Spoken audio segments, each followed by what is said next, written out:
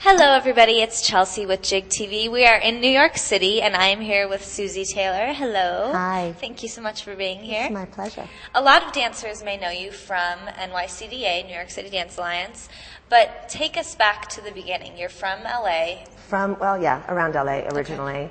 Grew up in Glendale and then moved to Pasadena. Trained at a studio in Pasadena called Ballet. Well, actually, at the time, it's a totally different name, so I'll give you their new one, which is Pasadena Dance Theater. And did a lot of training in North Hollywood with Doug Caldwell and Jaime Rogers at the time, and did the whole Joe Germain studio and Dupre studio. God, I moved to New York so young. That seems like a lifetime ago. I moved here when I was 17. What made you make the change? I just felt like I belonged here. I know that's kind of a silly thing to say, a weird way to put it, but I came here once. It was my graduating from high school gift from my parents, and so I could check it out because I'd been watching Fame a little too often and thought that I just really should be here. So fell in love with it immediately. Just everything about New York was me. What was the first job or company? What was the first thing you did? God, what was the first thing I did? Like I said, that was so long ago. I think I did like a bit part on, I want to say One Life to Live, like a ridiculous sort of fun. Yeah, like, and you were like, yes. Yeah, exactly. A little crazy. I bounced from one thing to the next, and I guess I got into teaching and choreographing so young. It just, like I said, seems a long time ago. When did you start teaching? I've been at Steps, which is the studio I teach at now, for going on 18 years. So I was very young when I started. So from teaching for so long, what have you learned from your students? I learned from my students. My students give me constant inspiration, actually. I am very fortunate to be at a professional studio that has amazing dancers, wonderful talent, and they come in and looking at their abilities and their beauty inspires me to go further. Yeah. I also obviously learned how to teach better because people's mistakes, their placement problems, their technical problems teach me how to get across to dancers a little easier, how you can fix it. Right. So, and from being at NYCDA, you see a lot of auditions, a lot of kids coming in. What's a common mistake that you think kids make when they audition? Or adults, okay, I'll give you the first thing with the kids, because we talk about this all the time, is what you're wearing. It's just, so clearly your first presentation of yourself is what you have on and how your hair looks. And I know you might think, oh, it's casual and whatever, and it is, but it's still the first thing you're showing. Right. Just like when you meet somebody, it's the first thing you're showing of yourself. I think the frustration level that happens at an audition shouldn't be shown, because if you're showing it before you even move, there's not much chance for you. Your eye goes somewhere else. Right. And being courteous. I'm talking about not even the dancing side of it. I'm talking about presenting yourself as a person before you even start moving. That's one thing that's going to make the choreographer or someone else look at you differently. Very good advice. So you've also traveled quite a bit and taught all over the country. Tell us some of the places that you've been. Wow. Or your top 5 favorite. My top 5 narrow favorites. it down. I loved Israel. I loved Scotland. I've been to France and England, to Japan many times. Like? Japan, extraordinarily dedicated. I mean, they will kill themselves for you. Just work over and over and over and over again on whatever you give them. Parisian dancers are just stunningly technical, beautiful lines, very well trained classically. My dancers in Scotland, just lots of heart, lots of soul. The Italians just love. I mean, spirit and passion and beauty, and they're wonderful.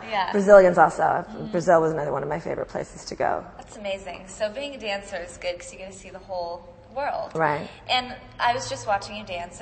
From 4 years ago, you went through hip replacement surgery, correct? Lovely. You would never know watching you now. I mean, wow. I don't know how did you recover from that? It was a really long road back, but I think there was no other option for me that I felt if I didn't continue dancing, I couldn't survive. That was really my heart.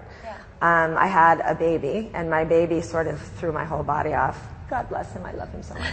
But still, it did, my body was not really ready for that, I think. Right. So one hip went and then the other. And every doctor I talked to was like, well, this is it. You know, you're not going to be able to do this anymore. Mm-hmm. So you're going to have to find another way to make money. And I was like, really wanted to say to them, well, it's not an option. Yeah, exactly. Right. Are you going to find another way but practice medicine to make your life exist? Right. No, it's just, it was not my option. And it's probably a little crazy the way I'm thinking, but it's my joy. It's absolutely my joy. It's my life. So for dancers with injuries, what would you say for them to strengthen again and get back into it? I'd say you have to have a lot of determination. You have to have a lot of faith in yourself. You have to give your body time. It took a lot of time. I mean, I still feel like I'm not even close to as strong as I used to be, but really on the right path, really getting there. Do you Careful. exercise or do anything outside of the classroom? I would. I'm terrible about this, but I have no time because I have a 4-year-old. Right. So my life is pretty teach, immersed in that, and right. I'm teaching. My class got me back. It really did. I'm very focused in my class too. Not just being in my class, but what I do outside of my class is my work. So that got me back in shape. And what inspires you to pick the music that you pick for dances? That's a good question. I listen to music almost all the time. Like all the time I'm off, I have my headset on.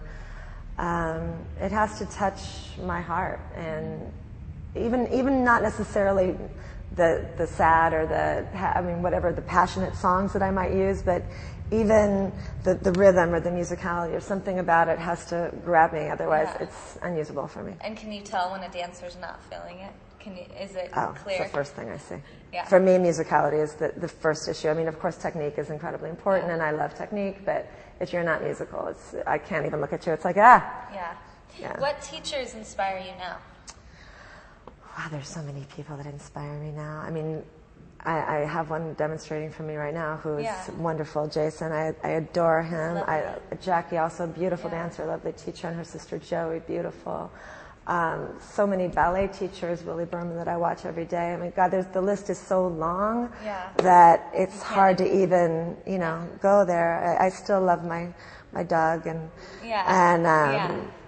there's just it's impossible. What would be some advice you'd give dancers from everything you've gone through, from surgery, from auditioning? What's the biggest piece of advice you've learned? Wow. From my personal experience with injury, that's so hard to say. I guess I learned a lot about physicality and how to rework your body when you were limited. I guess that's the best way to put it, because I was had all of my flexibility and all of my turnout taken away, and that was really one of my greatest strengths before.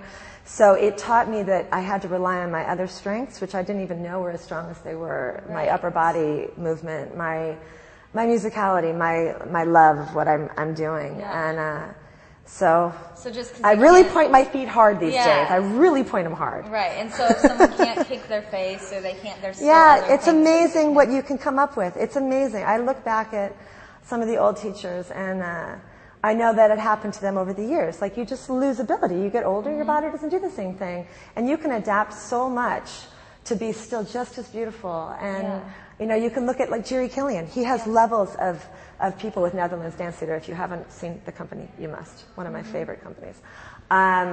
He has levels of age in his dancers. And I'm sorry, I think they get more beautiful as they get older, because even though it's not the technical work necessarily anymore, it's the artistry, and the artistry is just overwhelming. That's amazing. Well, thank you so much for being here. It's my You're pleasure. an inspiring teacher, and I know that everyone at home is going to really love your class. Thank you. Thank you so much. Thank you. Thanks.